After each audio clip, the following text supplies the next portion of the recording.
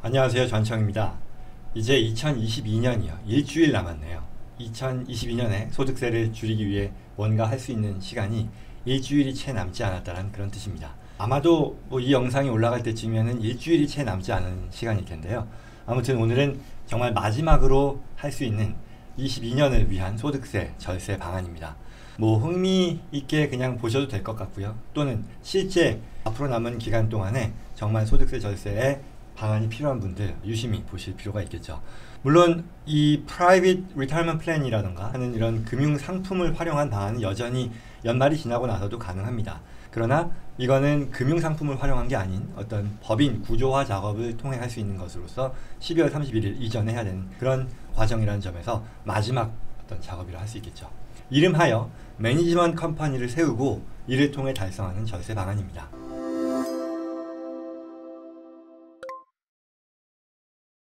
물론 이 영상을 보시는 분들 중에 연말이 지나고 보시는 분들도요, 실망하실 필요는 없습니다. 우리가 어떤 소득 활동을 계속하는 한 이 소득세 절세라고 하는 것은 매년 이어서 관심을 갖는 사안이고요. 그 다음 해에 또 적용하면 되는 거니까요. 그럼 이제 매니지먼트 컴퍼니를 활용한 절세 방안이라는 게 뭘까요?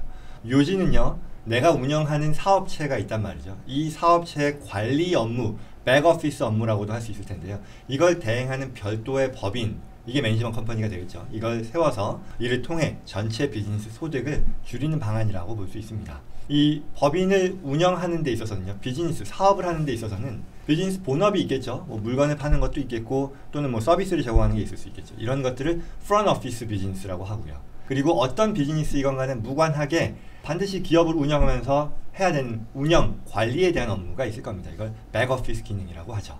그림을 통해서 한번 설명해 보겠습니다. 내가 맥도날드 프랜차이즈 비즈니스를 한다고 칠게요. 그러면 아마도 이렇게 되겠죠.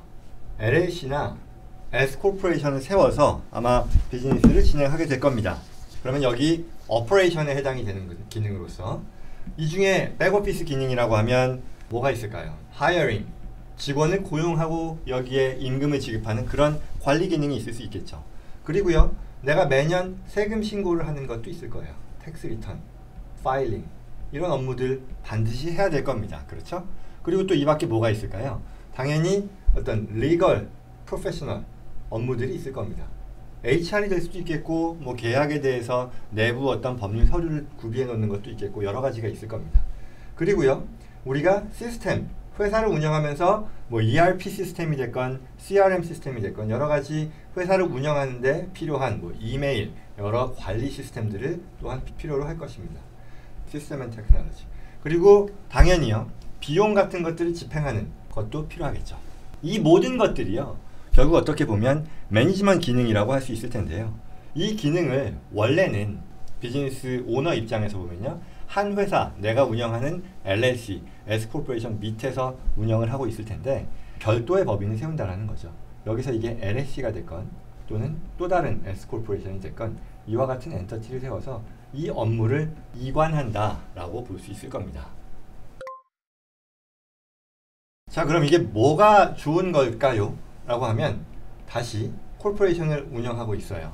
그런데 여기서 발생하는 매니지먼트 기능 외에 내가 벌어들이는 소득을 10만 불이라고 치죠. 그리고요, 지금 방금 말씀드린 이와 같은 매니지먼트, 오퍼레이션에서 발생하는 매니지먼트 기능에 필요한 비용을 2만 불이라고 할게요. 그러면 아마도 이분이 이 회사를 통해서 벌어들인 소득은 8만 불이었을 거예요.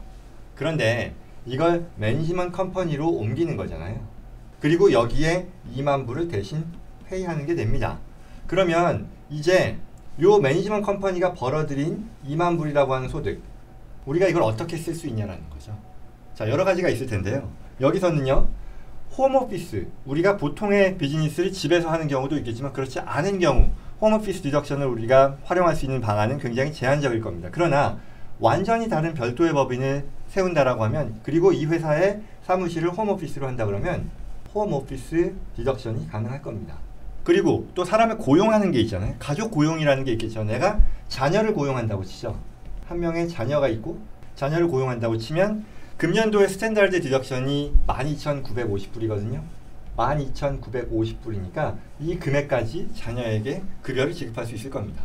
그리고요, 또한 내 배우자가 원래는 내가 하는 비즈니스 그 자체에는 참여하지 않는 그런 상황이었다라고 했을 때 매니지먼트 펑션에 대해서는 역할을 부여할 수 있을 수도 있겠죠. 그랬을 때 배우자에 대한 급여를 지급할 수도 있을 겁니다. 같은 금액이죠. 그리고요, 그 밖에 비클을 내가 또한 쓸 수도 있을 거예요. 차량 운영이죠. 기존의 비즈니스 목적으로 차량을 쓰는 것과 무관하게 내 매니지먼트 컴퍼니가 발생시키는 합법적인 적절한 차량 비용을 고려할 수 있을 겁니다. 그리고 또 하나 더 생각한다면 배우자를 고용하면 예전에는요, 배우자를 위해 우리가 리타이먼트 플랜이라는 것을 별도로 가입해줄 그럴 만큼의 스토리가 나오지 않는 상황에서 우리는 배우자의 역할, 회사 내에서의 적절한 직책에 따른 급여 집행이기 때문에 이 배우자는 뭐 솔로 401k라던가 아니면 별도의 프라이빗 리타이먼트 플랜에 가입할 수 있는 그런 혜택도 주어질 겁니다. 그럼 좀 더 깊이 들어가 보죠. 이와 같은 이 매니지먼트 컴퍼니의 종류는요, 대체로 세 가지를 얘기할 수 있습니다. 패밀리 매니지먼트 컴퍼니, 그리고 렌털 매니지먼트 컴퍼니, 그리고 off-year 매니지먼트 컴퍼니라고 부르겠습니다. 이게 정해진 법률상 용어는 아니에요. 그래서 패밀리 매니지먼트 컴퍼니라는 것을 우리가 둘 수 있고요. 그리고 렌털 매니지먼트 컴퍼니라는 걸 둘 수 있고요. 그리고 off-year 매니지먼트 컴퍼니라고 하겠습니다. 패밀리 매니지먼트 컴퍼니는요, 방금 말씀드린 거하고 거의 흡사할 거예요. S코퍼레이션 비즈니스를 내가 하는 그런 상황이라고 하죠. 그러면 내가 이 S코퍼레이션에서 직접 자녀를 고용하는, 아까 패밀리 비즈니스를 우리가 운영하면서 자녀를 고용하는 걸 말씀드렸잖아요. 이때 페이롤을요, 자녀에게 직접 S코퍼레이션이 지급하면 안 좋아요. 왜냐하면 이 S코퍼레이션의 급여 지급은요, 자녀라 하더라도 이 15.3%에 해당되는 소셜 시큐리티 텍스를 부담하게 되기 때문이죠. 그래서 이 S코퍼레이션을 그대로 활용하기보다 매니지먼트 컴퍼니를 세우는 거예요. 패밀리 매니지먼트 컴퍼니를 솔 프로프라이터십이라던가 또는 LLC의 형태로 설립하고 여기에 차일드 임플로이먼트라는 것을 일으킨다면 결국은 자녀를 고용한다라는 거죠. 그러면 여기서는 15.3%의 텍스를, 임플로이먼트 텍스를 부담하지 않아도 되는 그런 혜택을 본다는 거죠. 결국 전형적인 이 자녀 고용을 통한 텍스 플래닝인 것이고요. 그러면 결국 이 말이 내가 자녀가 한 명이라고 했을 때 12,950불까지의 소득에 대해서는요, 자녀가 소득을 벌어들이기 때문에 12,950불까지는 세금을 내지 않는 것이고요. 스탠다드 디덕션 금액만큼은 차감이 되니 자녀의 텍서블 인컴은 0이라는 것이고요. 가족 전체의 소득을 놓고 보면 그만큼 줄어드니 소득세를 줄이는 그런 효과를 볼 수 있다는 거죠. 제가 여러 차례 별도의 영상을 통해 말씀드렸던 그 내용입니다. 자, 그럼 이제 두 번째로요, 렌털 매니지먼트 컴퍼니라는 거예요. 이거는 이 부동산, 임대 부동산이죠. 렌털 프로퍼티를 관리하는 임대 사업으로부터 나오는 그런 매니지먼트 컴퍼니죠. 임대 사업에 있어서의 매니지먼트 기능을 분사한다라는 건데요. 왜? 마찬가지죠. 예를 들어 홈 오피스 익스펜스 또는 셀폰, 그리고 자녀 고용, 그리고 vehicle, 내 프로퍼티를 관리하기 위해 그 장소로 옮기는 그런 행위들, 모든 것들이 공제 가능한 비용이 된다는 거죠. 결국 패밀리 매니지먼트 컴퍼니와 렌털 매니지먼트 컴퍼니가 많이 다른 건 아니고 비슷한 개념인데, 결국 키는요, 추가의 합법적인 디덕션, 공제의 기회를 확보한다는 거죠. 같은 지출에 대해서 확보한다는 거니까요. 좀 스텝 백 해가지고요, 얘기하자면 우리가 소득세를 줄이는 것이 결국 net income, 과세 대상 소득을 줄이는 거라고 했고요. 그리고 과세 대상 소득이라고 하는 것은 총소득 마이너스 총비용이잖아요. 그랬을 때 총소득, 내가 세금을 줄이기 위해서 소득을 줄인다라는 것 말이 안 될 것이고요. 그리고 비용을 늘림으로써 소득이 줄어드니, 넷 인컴이 줄어드니, 그렇다면 내가 세금을 줄이기 위해 필요 없는 불필요한 지출을 늘린다? 이거 역시도 바보 같은 소리잖아요. 결국 우리가 원하는 것은요, 같은 지출에 대해 최대한 어떤 공제를 정당화할 수 있는지에 대한 그런 노력이라고 볼 수 있는 것이고, 패밀리 매니지먼트 컴퍼니건 렌털 매니지먼트 컴퍼니건 이걸 달성해주는 방안이라고 볼 수 있다는 거죠. 자, 그럼 두 번째 렌털 매니지먼트 컴퍼니입니다. 이건 어떻게 될까요? 내가 임대 부동산이 있다고 쳐요. 그렇죠? 여기서도 LLC를 많이 쓰죠. LLC를 통해서 어떤 부동산에서 나오는 법적인 프로텍션, 리스크로부터 법적인 프로텍션을 하고요. 근데 여기서 필요한 매니지먼트 익스펜스가 있을 텐데, 이거 역시도 내가 LLC를 또한 세워서 이쪽으로 지급하게 한다는 거죠. 매니지먼트 피죠. 그러면 여기에서는요, 매니지먼트 피를 통한 소득이 발생했죠. 여기서 뺄 수 있는 비용들이 뭐가 있을까요? 홈오피스, 셀폰, 그죠? 내가 업무 목적으로 쓰는 그런 셀폰 비용 같은 거 청구할 수 있을 거예요. 그리고 자녀 고용 여전히 활용할 수 있는 그런 방안일 겁니다. 이렇게 보면 이 패밀리 매니지먼트 컴퍼니나 렌탈 매니지먼트 컴퍼니가 컨셉에 있어서 크게 다른 건 아니죠. 비슷한 거죠. 키는 어떤 같은 지출에 대해서 추가의 합법적인 디덕션 기회를 확보한다라는 거죠. 매니지먼트 컴퍼니를 통해 홈오피스에 대한 부분, 셀폰, 비이클, 자녀, 배우자 고용 등의 기회를 더 늘릴 수 있다는 그런 혜택이라는 점에서 공통적으로 볼 수 있을 것이고, 특히 이 두 번째 렌탈 매니지먼트 컴퍼니로부터 나오는 추가의 혜택이라면 우리가 리얼 에스테이트 프로페셔널이라고 했잖아요. 제 다른 여러 영상에서 얘기를 했죠. 리얼 에스테이트 프로페셔널로 인정을 받을 수 있다면 이 렌탈 비즈니스에서 나오는 손실을 다른 소득으로부터도 줄일 수 있는 그런 혜택을 누린다라는 거죠. 즉 내가 다른 사업 소득이 있거나 이자, 배당, 급여의 소득이 있는데 내가 리얼 에스테이트 프로페셔널이 된다고 하면 이 렌탈 비즈니스에서의 손실, 서류상 손실이죠. 페이퍼 러스라고 하는데 이걸 늘림으로써 이쪽에 기타 소득을 줄이는 데 쓸 수 있으니까 이 렌탈 매니지먼트 비용, 렌탈 매니지먼트 커스트라는 것을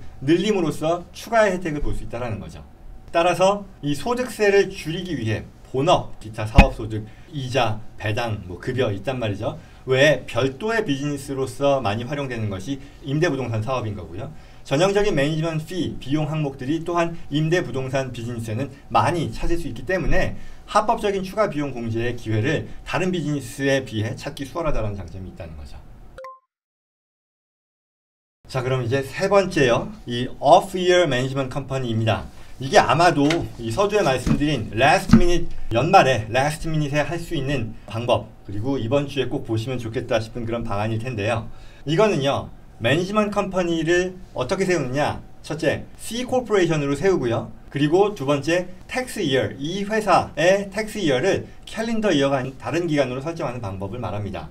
예를 들어서요, 내가 S 코퍼레이션의 오너라고 할게요. 그리고 내가 돈을 잘 버는 사람이에요. 예컨대 밀리언, 2밀리언 이렇게 소득을 내요. 그러면 이 S코퍼레이션 오너로서 벌어들이는 소득에 대해서 부담하는 세율은 얼마가 될까요? 이건 37%죠. 최대 37%에 달합니다. 이게 결국은 개인 소득으로 K1을 통해서 받게 되는 거고요. 다행인 점은 S코퍼레이션이기 때문에 이 소셜 시큐리티 텍스는 없겠으나 그럼에도 개인 소득, 오디너리 인컴이기 때문에 37%의 높은 세율의 적용을 받을 수 있어요. 그런데 내가 C 코퍼레이션을 세운다는 말이죠. 그리고 이쪽으로 매니지먼트 피를 옮김으로써 실제 C 코퍼레이션은요, 지금 현행법상 이 세율이 21%입니다.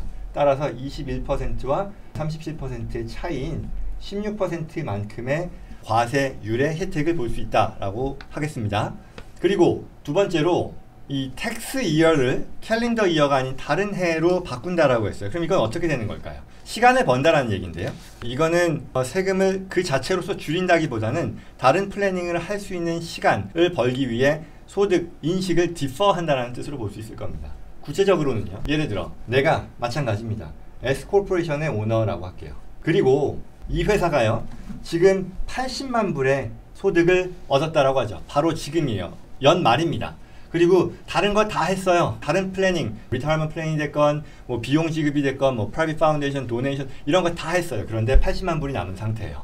그러면 80만 불에 대해서 원래는 37% 세금 내야 되는 거잖아요. 그런데 내가 이 별도의 C 코퍼레이션을 세워서요, 매니지먼트 컴퍼니를 세웠다는 뜻이죠. 그래서 여기에 25만 불을 피로 지급하는 구조라고 생각을 해보죠.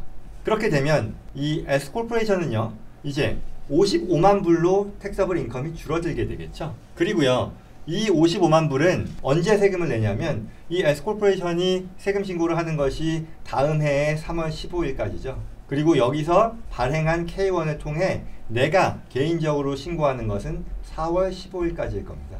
그런데 지금 우리가 C 코퍼레이션을 세워서 여기에 매니지먼트 피를 지급했다 그랬잖아요. 그리고 이 C 코퍼레이션은요, 예를 들어 피스컬 이어로서 캘린더 이어가 아니라 텍스 이어를 내가 선택할 수 있거든요. 이걸 9월 30일로 했다고 칠게요. 매년 9월 30일이요. 그러면 이번에 세운 회사가 처음으로 맞이하게 되는 텍스 이어는 23년 9월 30일이 될 겁니다. 그 말은 이 25만 불에 대해서는 과세 부담을 발생시키는 기간이 9월 30일 23년까지라는 뜻이죠. 그 말은 결국 이와 같은 25만 불이라는 금액에 대해서는 내가 9개월 이상을 벌게 된다는 거죠. 시간을. 그러면 우리가 이 25만 불에 대해서요, 합법적인 추가의 공제 기회를 찾을 수 있지 않을까요? 당연히 찾을 수 있을 겁니다. 저희와 같이 플랜을 할 수 있을 겁니다. 그만큼 시간을 번다는 거죠. 그리고 추가로요, 예를 들어 이런 것도 생각할 수 있을 거예요. 만약에 이 25만 불을요, 내가 나의 S코퍼레이션에 빌려준다고 해볼까요?